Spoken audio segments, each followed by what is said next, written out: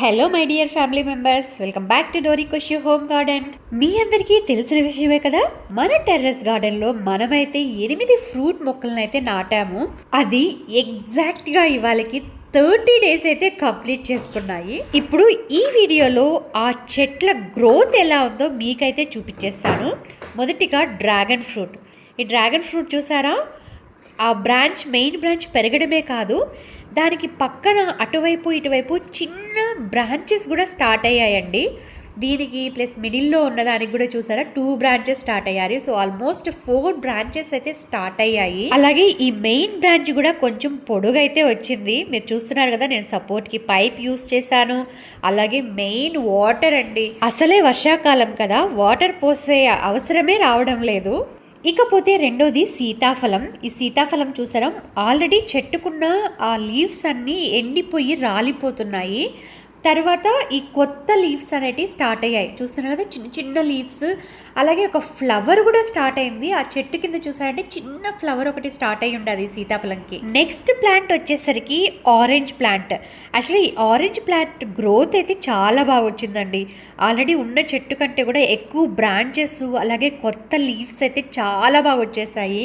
మీరు చూసినట్లయితే చూస్తున్నారు కదా, లైట్ గ్రీన్ కలర్లో ఉన్నవి చాలా గ్రోత్ అయితే వచ్చింది. 30 డేస్లో ఉన్న చెట్లన్నింటిలోకి ఈ ఆరెంజ్ ప్లస్ సపోటా, ఈ 2 చెట్లు గ్రోత్ అయితే చాలా ఫాస్ట్గా ఉంది. ఇకపోతే నెక్స్ట్ ప్లాంట్ వచ్చి స్టార్ ఫ్రూట్. ఈ స్టార్ ఫ్రూట్కి అయితే స్టార్టింగ్లో ఉన్న లీవ్స్ మొత్తం రాలిపోయాయండి. రాలిపోయి ఇవన్నీ కొత్త లీవ్సే. ఫ్లవర్స్ అవి కూడా కట్ చేసేసాం కదా. ఈ 30 డేస్లో మళ్ళీ ఇన్ని ఆకులు వచ్చి అలాగే ఫ్లవర్స్ కూడా వస్తున్నాయి ఈ స్టార్ ఫ్రూట్కి.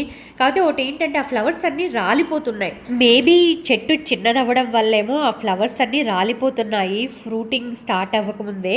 సో చూద్దాం, ఇంకో 1 or 2 months చూద్దాము, ఈ ఫ్లవర్స్ రాలిపోతాయా ప్లస్ లేక అలాగే ఉండి మనకి ఫ్రూట్ స్టార్ట్ అవుతుందో చూద్దాము.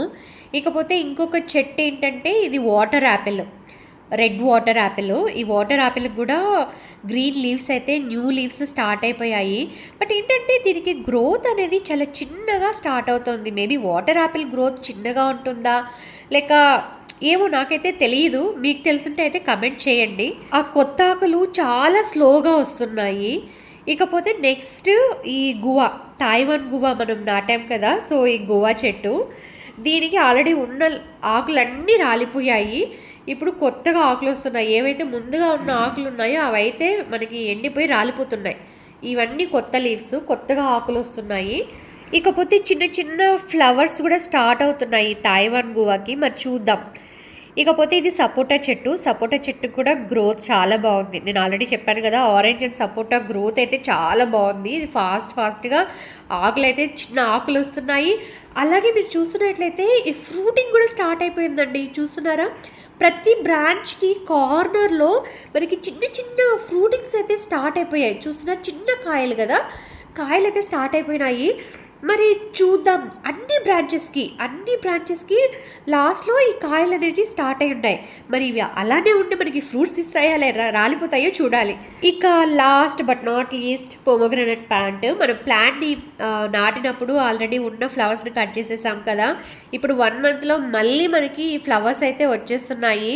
యాక్చువల్గా దీనికన్నా ముందు ఇంకొక 2 ఫ్లవర్స్ వచ్చాయి, కానీ అవి రాలిపోయాయి. మేబీ చెట్టు చిన్నదిగా ఉండడం వల్ల, ప్లస్ ఆ ఇప్పుడే గ్రోత్ స్ట్రాంగ్ అవుతుంది కదా చెట్టు, దాని వల్లనో ఏమో తెలియదు, అవి రాలిపోయాయి.